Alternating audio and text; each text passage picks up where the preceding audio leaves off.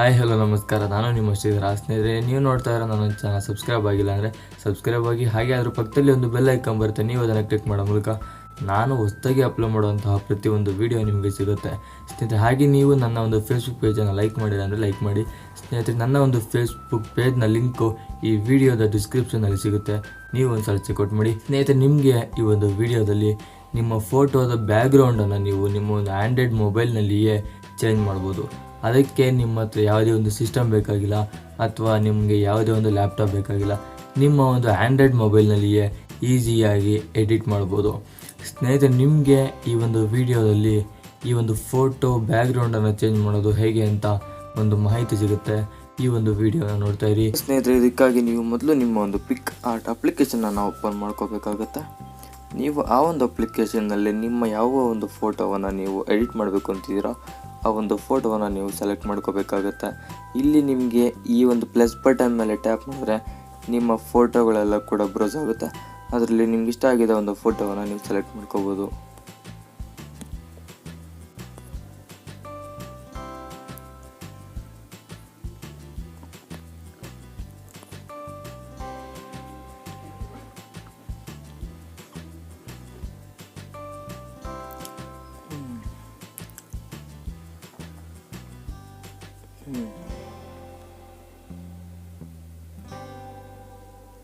ನೋಡಿ ಸ್ನೇಹಿತರೆ, ಇದೀಗ ನಾನು ಈ ಒಂದು ಫೋಟೋವನ್ನು ಸೆಲೆಕ್ಟ್ ಮಾಡ್ಕೊಂಡಿದ್ದೀನಿ. ಇದೇ ರೀತಿ ನೀವು ಕೂಡ ನಿಮ್ಮ ಒಂದು ಫೋಟೋನ ಸೆಲೆಕ್ಟ್ ಮಾಡ್ಕೊಂಡಿದ್ದಾದ್ಮೇಲೆ ನಿಮಗೆ ಇಲ್ಲೊಂದು ಕಟ್ ಔಟ್ ಅನ್ನೋ ಒಂದು ಫೀಚರ್ ಸಿಗುತ್ತೆ. ನೀವು ಇದನ್ನು ಸೆಲೆಕ್ಟ್ ಮಾಡಿಕೊಂಡ್ರೆ ಇಲ್ಲಿ ನಿಮ್ಮ ಒಂದು ಪಿಕ್ಚರನ್ನು ನೀವು ಕಟ್ ಮಾಡೋದಕ್ಕೆ ಅಂತ ಈ ಒಂದು ರೆಡ್ ಕಲರ್ ಬರುತ್ತೆ. ನೀವು ಆ ಒಂದು ರೆಡ್ ಕಲರ್ ನಿಮ್ಮ ಒಂದು ಮುಖ ಹಾಗೆ ನಿಮ್ಮ ಒಂದು ಬಾಡಿ ಎಲ್ಲಿದೆಯೋ ಅಲ್ಲಿ ಮಾತ್ರ ನೀವು ಸ್ಕೆಚ್ ಮಾಡ್ತಾ ಹೋಗಿ ಸ್ನೇಹಿತರೆ. ನೀವು ಇದೇ ರೀತಿಯಲ್ಲಿ ನಿಮ್ಮ ಒಂದು ಬಾಡಿಯನ್ನು ನೀವು ಸ್ಕೆಚ್ ಮಾಡ್ಕೊಳ್ಳಿ. ಇದನ್ನು ನೀವು ಸ್ಕೆಚ್ ಮಾಡಿದಾದ್ಮೇಲೆ ಈ ಒಂದು ನೆಕ್ಸ್ಟ್ ಬಟನ್ ಮೇಲೆ ಟ್ಯಾಪ್ ಮಾಡಿ.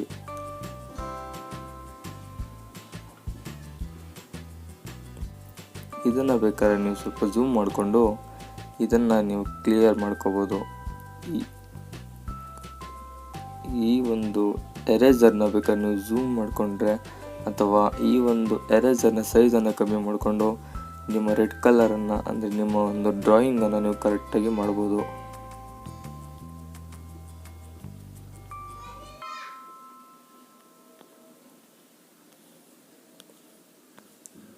ಇನ್ನೂ ನಿಮಗೆ ಇಲ್ಲೇನಾದರೂ ನಿಮ್ಮ ಒಂದು ರೆಡ್ ಕಲರ್ ಡ್ರಾ ಆಗಿಲ್ಲ ಅಂದರೆ ಈ ಒಂದು ಪೆನ್ಸಿಲನ್ನು ನೀವು ಸೆಲೆಕ್ಟ್ ಮಾಡಿಕೊಂಡು ಈ ಒಂದು ರೆಡ್ ಕಲರನ್ನು ನೀವು ಡ್ರಾ ಮಾಡ್ಬೋದು.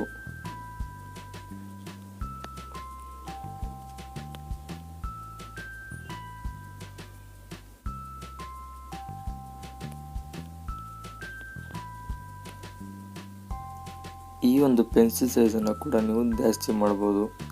ಈ ಒಂದು ಪೆನ್ಸಿಲ್ ಸೈಜ್ ಜಾಸ್ತಿ ಮಾಡಿದ್ರೆ ನಿಮ್ಮ ಕೆಲಸ ತುಂಬ ಬೇಗ ಆಗುತ್ತೆ.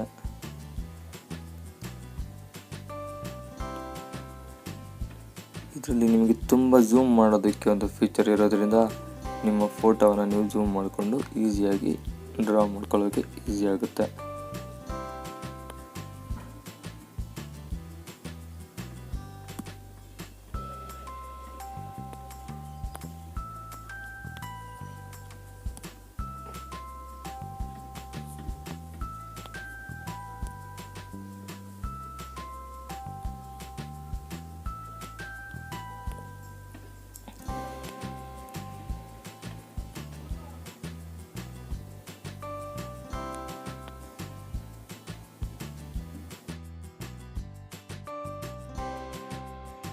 ಸ್ನೇಹಿತರೆ, ಇದಿಷ್ಟು ಆದಮೇಲೆ ಈ ಒಂದು ಸೇವ್ ಬಟನ್ ಮೇಲೆ ಟ್ಯಾಪ್ ಮಾಡಿ. ಈಗ ನಿಮ್ಮ ಒಂದು ಫೋಟೋ ಬ್ಯಾಕ್ಗ್ರೌಂಡ್ ಎಲ್ಲ ಹೋಗಿ ನಿಮ್ಮ ಫೇಸ್ ಹಾಗೆ ನಿಮ್ಮ ಒಂದು ಬಾಡಿ ಮಾತ್ರ ನಿಮಗೆ ಸಿಗುತ್ತೆ. ಇದನ್ನು ನೀವು ಸೇವ್ ಮಾಡ್ಕೊಳ್ಳಿ. ಇದನ್ನು ನಿಮ್ಮ ಒಂದು ಗ್ಯಾಲರಿಗೆ ಸೇವ್ ಮಾಡ್ಕೊಳ್ಳಿ. ಇದನ್ನು ನೀವು ನಿಮ್ಮ ಒಂದು ಗ್ಯಾಲರಿಗೆ ಸೇವ್ ಮಾಡ್ಕೊಂಡಿದ್ದಾದ್ಮೇಲೆ ನಿಮ್ಮ ಫೋಟೋದ ಬ್ಯಾಕ್ಗ್ರೌಂಡನ್ನು ನೀವು ಸೆಲೆಕ್ಟ್ ಮಾಡ್ಕೊಳ್ಳಿ. ಸ್ನೇಹಿತರೆ, ಇದೀಗ ನಾನು ಈ ಒಂದು ಫೋಟೋ ಬ್ಯಾಕ್ಗ್ರೌಂಡನ್ನು ಸೆಲೆಕ್ಟ್ ಮಾಡ್ಕೊಂಡಿದ್ದೀನಿ.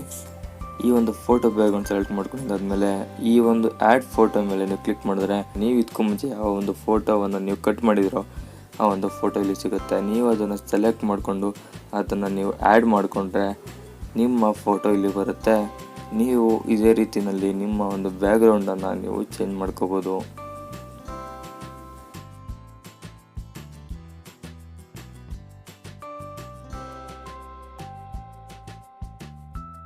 ನಿಮಗೆ ನಿಮ್ಮ ಒಂದು ಫೋಟೋನ ಸೆಟಲ್ ಮಾಡಿದ್ದಾದಮೇಲೆ ಈ ಒಂದು ರೈಟ್ ಬಟನ್ ಕಾಣುತ್ತೆ, ಇದನ್ನು ಕ್ಲಿಕ್ ಮಾಡಿಬಿಟ್ಟು ಈ ಒಂದು ಫೋಟೋವನ್ನು ನೀವು ನಿಮ್ಮ ಗ್ಯಾಲರಿಗೆ ಸೇವ್ ಮಾಡ್ಕೋಬೋದು. ಈ ಒಂದು ಫೋಟೋ ನಿಮಗೆ ಈ ರೀತಿ ನೋಡೋದಕ್ಕೆ ಅಂತ ಸಿಗುತ್ತೆ.